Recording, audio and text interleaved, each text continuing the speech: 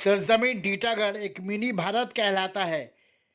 एक नंबर अखाड़ा टीटागढ़ बाजार, जहां बरसों से टीटागढ़ बाजार अखाड़ा नंबर 1 हिंदू मुस्लिम दोस्त की एकता और भाईचारगी का मिसाल कायम करती रही है, जिसका आयोजन बरसों से गणेश और जहूर दो दोस्त मिलकर करते आ रहे थे और अब उनके परिवार से रामा शंकर और मोहम्मद अलाउद्दीन मिलकर सूफी अखाड़ा कमेटी की ओर से एक नंबर अखाड़ा टीटागढ़ बाजार में चौक का एहतमाम करती आ रही है।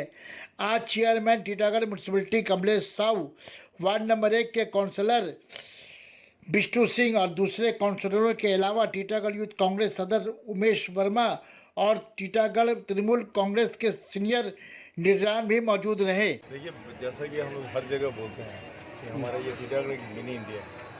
आपको पता होना चाहिए कि एक नंबर अखाड़ा जो टीटागढ़ बाजार से होता है, इसका नींव रखने वाले गणेश और जहूर दो मित्र थे, एक हिंदू एक मुस्लिम, दोनों मिलकर ये अखाड़े का शुरुआत किया था और आज वो परंपरा चला रहे हैं।